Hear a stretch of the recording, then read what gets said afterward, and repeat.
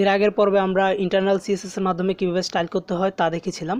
যে আমরা একটি হেড ট্যাগের মধ্যে আমরা স্টাইল নামের একটি ট্যাগ ব্যবহার করে তারপর আমরা একটি আইডেন্টিফায়ার ব্যবহার করব এবং প্রপার্টি এবং ভ্যালুর মাধ্যমে আমরা স্টাইল করতে পারি। তো আজকে আমরা দেখব কিভাবে এক্সটার্নাল সিএসএস ব্যবহার করতে হয়। তো এক্সটার্নাল সিএসএস ব্যবহার করার জন্য আমাদের যা করতে হবে, আমরা প্রথম পর্বেই করেছিলাম, আমরা একটি style.css নামে একটি ফাইল তৈরি করে নিয়েছিলাম। তো আপনাকে সেমভাবে একটি ফাইল তৈরি করে নিতে হবে। আমি style.css নাম দিয়েছিলাম, তো আপনি যে কোনো নাম দিতে পারেন। আমি style.css একটি ডিফল্ট নাম, সেই জন্য আমি style.css ব্যবহার করেছি। আপনি যে কোনো নাম ব্যবহার করতে পারেন। তো এবার দেখুন আমরা কিভাবে কাজ করব। তো একই রকম স্টাইল আমরা করার জন্য, আচ্ছা প্রথমে আমি এই স্টাইলের যে ট্যাগটি রয়েছে আমি সম্পূর্ণ কোডটি কেটে দিচ্ছি, কারণ এখানে আমাদের প্রয়োজন নেই। তো এখন আমরা কিভাবে স্টাইল করব দেখুন। প্রথমে আমি যদি আমাদের যে ইন্ডেক্স ফাইলটি রয়েছে এটিকে যদি আমি রিলোড দিই, দেখুন ব্যাকগ্রাউন্ডটি সাদা হয়ে গিয়েছে। তো আমরা প্রথমে আমরা ব্যাকগ্রাউন্ডটিকে কালার করব। তো এই জন্য আমাদের কি করতে হবে, তো আমরা যেহেতু এক্সটার্নালভাবে করব তাই অন্য একটি ফাইল তৈরি করে এই ফাইলটিকে আমরা এখানে লিঙ্ক আপ করে দিব। লিঙ্ক আপ করার মাধ্যমে আমরা এখানে আমাদের যে সিএসএস কোডগুলো রয়েছে এখানে কাজ করবে। তো আমরা যদি সিএসএস এর কোডগুলো ইনলাইনে করি বা ইন্টারনালে করি তাহলে আমাদের এই ইন্ডেক্স ফাইলটি অনেক ভারী হয়ে যাবে এবং অনেক বেশি লোড হবে। তাই আমাদের যখন ইউজার আমাদের এই ওয়েব পেজটিকে ঢুকবে, তার ইন্টারনেট যদি স্লো হয় তাহলে পেজটি অনেক লোড নেবে এবং সে অনেক কিছু দেখতে পাবে না, সেই জন্য তার সমস্যা হবে। সেই জন্য আমরা এক্সটার্নাল সিএসএস ব্যবহার করব। তো এক্সটার্নাল সিএসএস কীভাবে ব্যবহার করতে হয় দেখুন। প্রথমে আমাদের কি করতে হবে, আমাদের যে style.css রয়েছে এইখানে আমাদের যে কোডগুলো রয়েছে কোডগুলো লিখতে হবে। তো কোডগুলো লেখার জন্য আমরা প্রথমে কি করতে হবে, style.css তো বুঝবে না যে আমাদের কোন জায়গায় কালার করতে হবে বা কোন জায়গায় কী করতে হবে।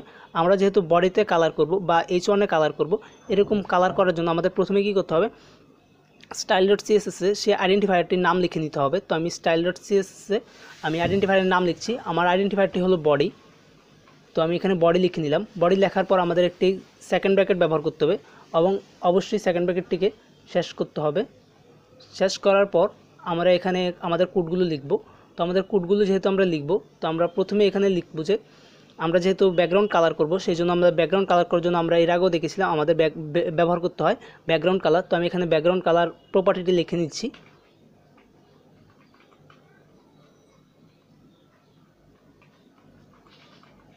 তো লেখার পর আমি একটি কোলন চিহ্ন ব্যবহার করলাম এবং এর অবশ্যই একটি ভ্যালু দিতে হবে। আমি এখানে দিলাম রেড দেওয়ার পর আমি একটি সেমিকোলন দিলাম।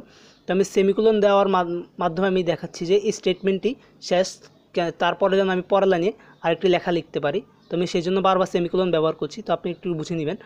এরপর আমি যদি সেভ দিই, সেভ দেওয়ার পর আমি যদি আমার যে পেজটি রয়েছে ওয়েব পেজটা এটিকে রিলোড দিই, দেখুন কোনো পরিবর্তন আসবে না। অবশ্যই কেন আসবে না আপনি বুঝতেই পেরেছেন, কারণ আমি বলেছি আমাদের এখানে আমাদের যে style.css লিখেছি বা আপনি যে style.css বা যে কোনো সিএসএস ফাইল তৈরি করবেন সেই ফাইলটিকে এখানে লিঙ্ক করতে হবে। তো লিঙ্ক করার জন্য আমাদের কি করতে হবে দেখুন, আমাদের লিঙ্ক করার জন্য একটি ট্যাগ ব্যবহার করতে হবে যার নাম লিঙ্ক নামের একটি ট্যাগ ব্যবহার করে আমাদের এই কাজটি করতে হবে। তো আমি এখানে ব্যবহার করছি, দেখুন লিঙ্ক নামের একটি ট্যাগ ব্যবহার করলাম।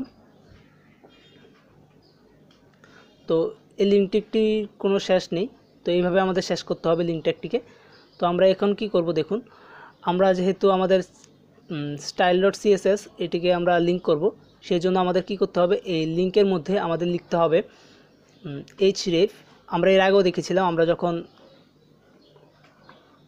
সিএসএস ব্যবহার করেছিলাম। তো href কী কাজে করে, বিভিন্ন হাইপারটেক্সটকে রেফারেন্স করার জন্য href হাইপারটেক্সটকে রেফারেন্স করার জন্য আমরা এটি ব্যবহার করি। তো আমরা একইভাবে আমাদের অন্যান্য HTML পেজকে আমরা সিএসএস ফাইলকে আমরা এখানে রেফারেন্স করার জন্য আমরা href ব্যবহার করব। তো আমি এখানে আমার যে সিএসএসটি ফাইলটি রয়েছে সিএসএস ফাইলের নাম দিয়েছি style.css। আপনি আপনার সিএসএস এর ফাইলে যে নামটি দিবেন ঠিক সেই নামটি এখানে href এর মধ্যে বসিয়ে নেবেন। তো আমি এখানে দিলাম style.css। তো শুধু এতটুকু ব্যবহার করার পরে আমি যদি এটিকে রিলোড দিই, দেখুন আমার HTML ফাইলটি কিন্তু কাজ করবে না, আমাদের যে সিএসএস ফাইলটি রয়েছে সিএসএস ফাইলটি কিন্তু কাজ করবে না। দেখুন আমি সিএসএস এর মধ্যে লিখেছিলাম যে ব্যাকগ্রাউন্ড কালার রেড, কিন্তু এখানে কোনো কালার হচ্ছে না। তার একটি কারণ, এই লিঙ্ক যে ট্যাগটি রয়েছে এই ট্যাগের মধ্যে আমরা যদি সরাসরি এভাবে ব্যবহার করি তাহলে সেটি কাজ করবে না। এটি যদি আমরা কোনো সিএসএস ফাইল ব্যবহার করি, সিএসএস ফাইলের জন্য আমাদের আলাদা একটি অ্যাট্রিবিউট ব্যবহার করে নিতে হয় যার নাম রিল। রিল নামের একটি অ্যাট্রিবিউট ব্যবহার করে নিতে হবে।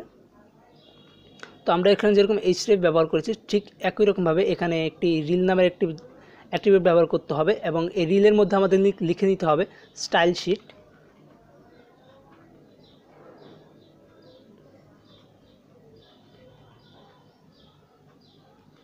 তো আমাদের অবশ্যই এখানে দেখুন রিলের মধ্যে আমরা লিখে নিলাম স্টাইল শিট। তো আপনি যত সিএসএস ফাইলে অ্যাড করুন না কেন আপনাকে অবশ্যই রিলের মধ্যে স্টাইল শিট নামের একটি ভ্যালু দিয়ে নিতে হবে। যদি আপনি এটি না দেন তাহলে এটি কখনো কাজ করবে না। তো আপনি ধরুন আপনি এইচটিএফ এর মধ্যে আপনার ট্যাগটি আপনার যে ফাইলটি রয়েছে আপনি ফাইলটি বসালেন কিন্তু আপনি রিল ব্যবহার করেননি, তাহলে কিন্তু এটি কাজ করবে না। আমি একটু আগে দেখালাম। এখন যদি আমি রিল দেওয়ার পর স্টাইল শিট দিলাম, দেওয়ার পর এখন যদি আমি এটিকে রিলোড দিই, দেখুন এবার কিন্তু আমার যে ব্যাকগ্রাউন্ডের কালারটি রয়েছে এটি কিন্তু চেঞ্জ হয়ে গেছে। তো এবার দেখুন আমরা এক্সটার্নাল সিএসএসের মাধ্যমে আমরা কিন্তু স্টাইল করতে পারলাম। তো আমরা এক্সটার্নাল সিএসএস কেন ব্যবহার করব, তো তা আমরা একটু এই সম্বন্ধে একটু আমরা জানি।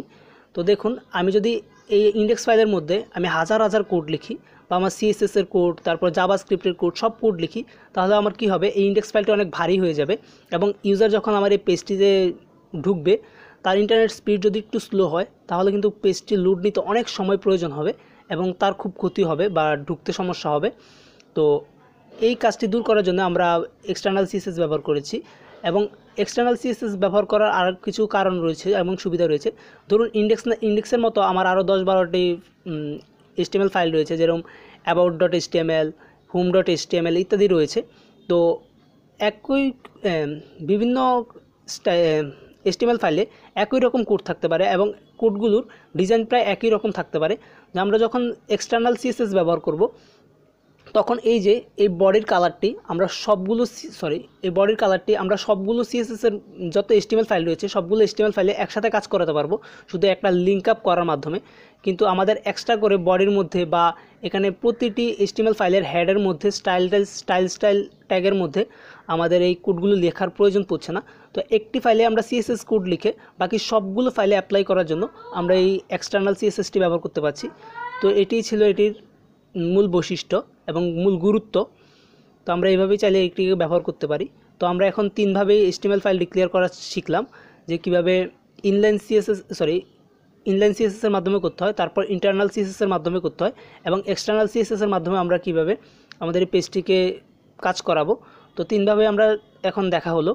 তো তারপর থেকে আমরা সিএসএসের নতুন আরও কী ট্যাগ রয়েছে এবং কীভাবে ব্যবহার করতে হয়, সিএসএসের কী কোড রয়েছে তা আমরা দেখব। তো আজকের জন্য এতটুকুই। ধন্যবাদ আপনাকে সম্পূর্ণ ভিডিওটি দেখার জন্য।